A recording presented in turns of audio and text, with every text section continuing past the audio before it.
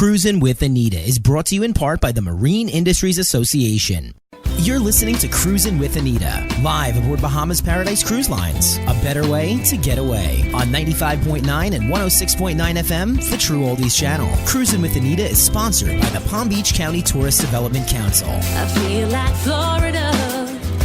I feel like Florida today. Now, here's Anita Mitchell. Hi, everybody. Welcome to Cruisin with Anita. Nice to have you out there today. You know, I try to keep it varied and have all different kinds of interesting people on that are doing interesting things. Today, in case you left your heart in San Francisco, we have a delightful lady whose brother-in-law was Tony Bennett and whose husband was a famous opera star, and she just finished a book. In fact, I'm hoping to get her on the ship to do a book signing. And the name of the book is The Shadow of His Smile. Her name is Patricia Benedetto, and I want to welcome you so very much to Cruisin with Anita. And let's start by, where are you from originally? Originally from Chicago. And that is where John, your husband, and you met? Actually, John came from New York. I came from Chicago. We met in Texas. I love it when a plan comes together. And what took you on that journey, Patricia? Relocating with work, and I ended up working for the same corporation that John worked for, and that's how we met. And what kind of work did you do? We ran a session of beauty salons throughout Texas. And my understanding is that your husband got into music, your husband John got Yes. into music how? Yes, he was known as Giovanni Benedetto in the early 30s when he was a professional opera singer as a child. So he was born in 1923, and he became famous in the opera, singing at the Met, also singing for the different ceremonies at the churches, the Vanderbilt's anniversaries, things like that. And he was the one who was famous as a child. No one paid much attention to Tony. Tony studied art as a child, and you know, today he's a great artist. What kind of art did Tony study? I imagine all kind. Oh, you mean, talking about artists as in paintings? Yes. Oh, that's interesting. And drawing, yes. But And not music yet as no, a child. No, he never studied music as a child. And so your husband sang at the Met and other famous places, it sounds Yes. like, and then his journey took him to World War II? Yes, he enlisted in World War II, and because of his background in opera with so many languages he was familiar with, they placed him OSS covert activities. So when he came back, he was just worn out and had no drive to sing or do much of anything at the time. And of course, in those days, they didn't understand post-traumatic stress or know what to do with all of that. So there's this wonderful talent that just kind of shut down as a result of having a very heavy burden during World War II. And one of our, again, greatest generation people. Yes, very true. And so what did he do after that? He went into business eventually, but when Tony came back from the service, he also served in World War II. He was in longer after the war ended, actually, because he was 3 years younger than John. So what did you watch as you saw Tony, when Tony Bennett came back from the war? Tell Right. us about that journey. When he came back, John, as I said, didn't want to sing anymore, but Tony came back, and there's a quote on the back of the book by Tony which states that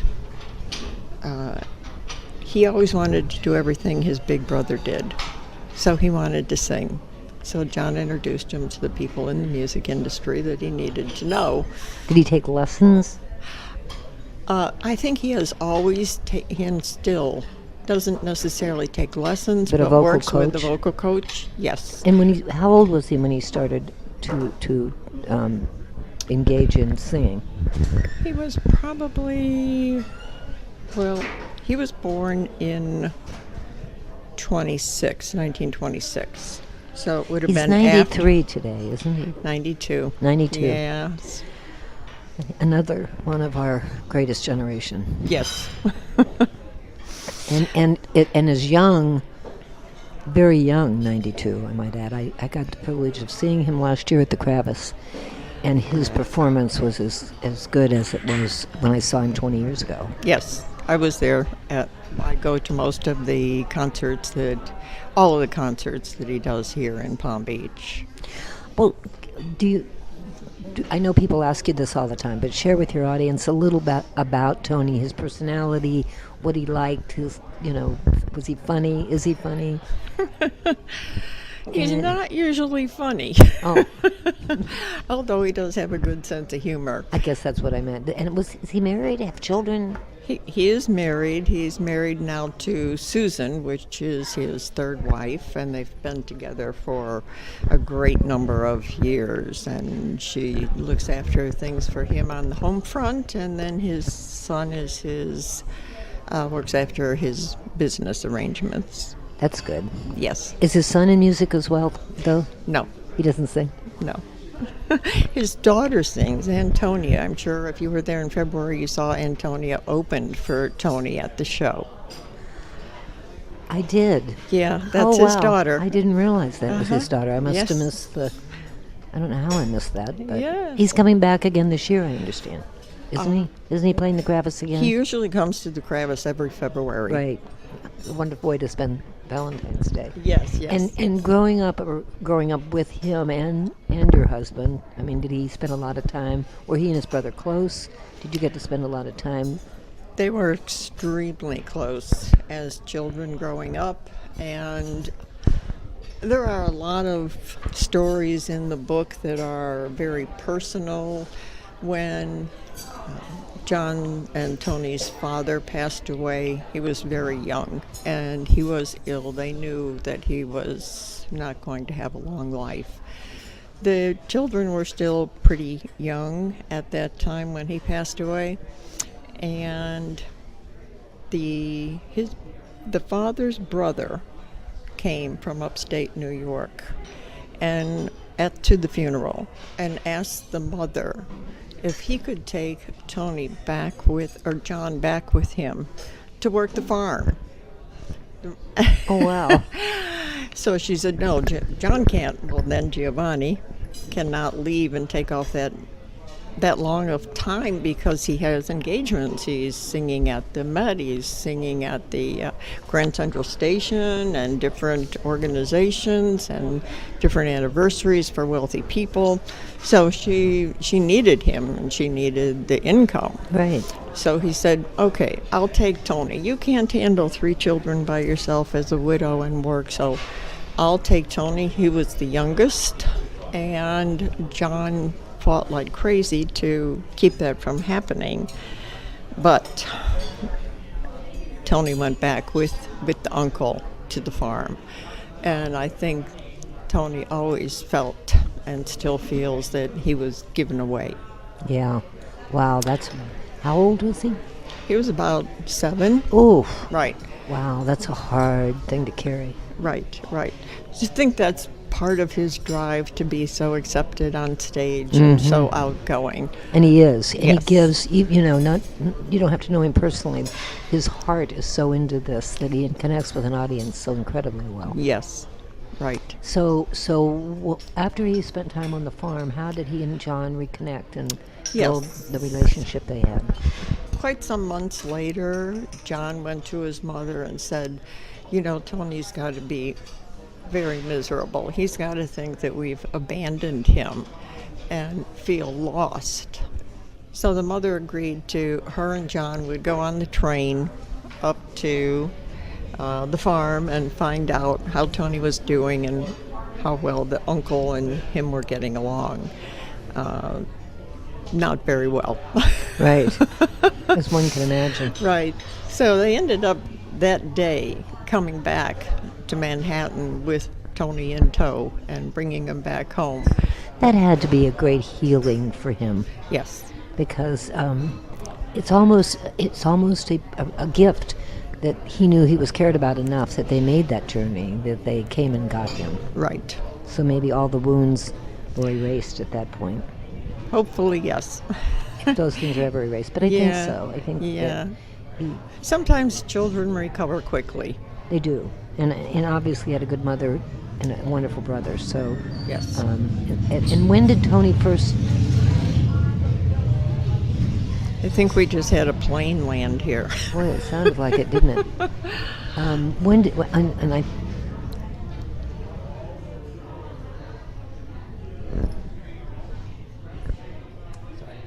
When did Tony first make his first public? I mean, what did he start with? Country clubs? Did he sing on the corner? Or did, Well, when originally he started in the elevator. a motorcycle? I think he lasted one day running the elevator. Oh, really? Yes. He sang in the elevator? But then, no, he was running the elevator. In those days, they had an elevator operator. Right, that's very true. It was kind of nice, too. Right, right. And then he started singing in restaurants, yes. In New York? Yes, worked his way up to the Copa. Ah, the Copacabana. Yeah. Was he discovered? I say that in quotes. Um, And hold that thought, because I just got told we have to take a break. But we'll be right back with Patricia Benedetto and her wonderful story of her husband John and Tony Bennett. Stay close. You're listening to Cruisin' with Anita on 95.9 and 106.9 FM, the True Oldies channel. This program is brought to you by the Palm Beach County Tourist Development Council, who invites you to discover the Palm Beaches and explore all there is to do by watching thepalmbeaches.tv. Like it, watch it, share it, thepalmbeaches.tv. You're listening to Cruisin' with Anita, live aboard Bahamas Paradise Cruise Lines. A better way to get away on 95.9 and 106.9 FM, the True Oldies channel. Cruisin' with Anita is sponsored by the Palm Beach County Tourist Development Council. I feel like Florida. I feel like Florida today. Now, here's Anita Mitchell. Hey everybody, we are back with Patricia Benedetto, and she is the sister-in-law of Tony Bennett, who is incredibly wonderful and famous, but she also was married to his brother, who was a very famous Metropolitan Opera star. And we left you all talking about Tony and how he got discovered. So we had him at the Copacabana in New York, and was he discovered, as it were, or... It was a long trip getting there, and actually one of the promoters had called for Tony and spoke with John and suggested that he record a song called Satan Wears a Satin Gown. And he was so taken with the title that he went to meet the person who had recommended this. He had to have, in those days, the music industry was totally controlled by the mob. Right. You had to have a mob agent, a mob promoter. Everything was done through the mob, or you didn't work. And so there came a time when Tony wanted to have a businessman for an agent promoter rather than be involved with someone in the mob. So he negotiated to buy out his contract, which That's interesting. which they agreed to. Surprisingly. Yes, because with them it's always my fighter, my boxer, my singer, my wife, my kids, my house. So yeah, it was a surprise. So following that, the promoter agent picked up the phone and called John, because he knew John always looked after the family after the father died. And the gentleman says to John, Tony wants to buy out his contract. And John said, yes, I know he does. So he said, we agreed to let him buy out the contract, so we're going to kill him. Oh, wow. Yes, I'm not going to tell you what happens after that. No, you got to buy the book.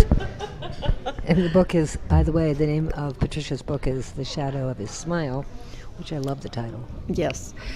I chose the title because as a child, John was the famous one that everybody wanted to see perform and compliment, and Tony really lived in John's shadow. Later in life, Tony became famous worldwide, and the family, all of us, lived in Tony's shadow, so that's how I chose the title. And there's a song similar. Right. Not sure if Tony ever sang it, but The Shadow of Your Smile. Right. Yes, he still sings it I till bet today. he does. I bet he does, along with San Right. Francisco. I have a recording that John sang opera on Al Jolson show. Oh, wow. Right, which was January 23rd, 1937. Really? And through Facebook, I was able to find someone who had the recording. How wonderful. Yes. You know, sometimes this wonderful digital world has its benefits. There are Yes. days when I question it, but things Yes. like this are just really special.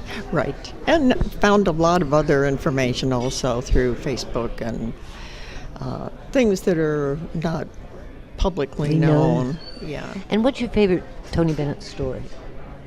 Story? I guess I would have to say in the year 2001, Tony called. He always did a month's vacation in Italy. And he called John and asked if we would go with him. So we started in Rome. Oh, how cool. And we spent 2 weeks in Italy, and it was just marvelous. I'll bet it was. Yes. And do you get to see him still often? Does he keep in touch? And He keeps in touch all the time, yes. And I'll see him here when he comes to perform. And usually I make a trip to New York at least once in September. This year has just been an unbelievably busy year with the book. well, and that's good. And again, I want to say that we look forward to Right. having you do a book signing on one of the ships. Right. People are going to be surprised, I think, the way the book unfolds, because the book actually takes place over 3 days. It starts the opening on the day that John's mother died, which is 1977 in November. And she had called earlier to talk to the boys. They were celebrating Thanksgiving together. And she always used to say, I want my boys to stay close together and always be together and be a family. So, That's also very typical of a good Italian family. right. It rarely happened because Tony traveled so much performing, and we traveled somewhat ourselves. So it was unusual more than a couple of times a year to ever be in the same place at the same time. So for her to call like that, and they were all together, we were all there. Oh, nice. Yes. I see my children are still together, right? And then she passed away shortly thereafter. So it was quite a moment. Those are the kinds of things you can't buy. Right. I think the last 3 days of the passing of President 41 brought that back to us Yes. in Technicolor, Right. to the point where I think everybody called everybody, and I hope that doesn't stop. I hope we stop long enough to say, what have we been doing the last 10 years Yes. to lose something that is so incredibly Right. special. Right. Well, both of the boys took her passing very hard. And as I said, it takes place over 3 days, the whole book, of the wake, which they used to do in those days, a wake, and then the funeral, and then burial at the cemetery. So over the 3 days, relatives show up, friends show up. Stories are told. Right, right. So with every person that John comes in contact with at the funeral, reminds him of a story of when he was 7. Oh, nice. Or then he'll come back to the funeral if something is going on that he likes or doesn't like and comment on it. And then he'll be back to maybe when he was 12 years old. And so it covers, yes, from 1931 to 1977, but it tells the story over 3 days. Of everything in between. Right. You know, I said to you when I first met you, and you told me your story and told me about the book, and the first thing, of course, I said is, has he ever performed on a cruise ship? And I don't know what our budget is, but I'm sure we can't meet his. But maybe he had a charity or something that we could do a fundraiser for. But oh wow, I have seen him in person 4 times. I have read about him a lot because I love that era of music. My wonderful mother and dad made sure. She started me with Bing Crosby, but I remember Frank Sinatra saying that Tony Bennett was his favorite singer. Yes, yes. And I think it's on the back of the book in here, or it's somewhere in the book, but I think it's on the back of the book. That whole Tony Bennett, Sinatra, Dean Martin, that whole era is, maybe everything old is new again, and I'm seeing little peeps of nostalgia coming back. My grandkids love Tony Bennett. Yes. I know. It's amazing when you go to his concerts that you see everything from a 15-year-old to 115. Well, I'm hoping that those audiences get the message that good doesn't have an age. Right. Neither does class. Right. One of the quotes on the back of the book is from Life magazine, where it's quoting Tony himself. And the quote is, "It was my brother, an aspiring opera singer, who told me at the very beginning, there's this singer, a singer of popular songs. He's really magnificent. His name is Frank Sinatra, and you have to go check him out." So I went to see him at the Paramount. And as it turns out, Tony became Frank Sinatra's very famous singer. He called him a singer, and boy, he was. And I look forward to seeing him again this fall. I'm getting that wonderful, it's time to go, and I don't know how fast or why the time always goes so fast. But we are going to leave you, and today we're broadcasting from the wonderful Pistache Restaurant in downtown West Palm Beach. So if you hear a little noise, that's because they're busy at lunchtime, and should be, because the food is great. For those of you that are driving out there, going home from work at 6 o'clock, please be careful. And in the meantime, I will see you next week on the radio. This is Anita Mitchell wishing you green lights and blue skies. Bye-bye. Cruisin' with Anita is brought to you in part by the Marine Industries Association.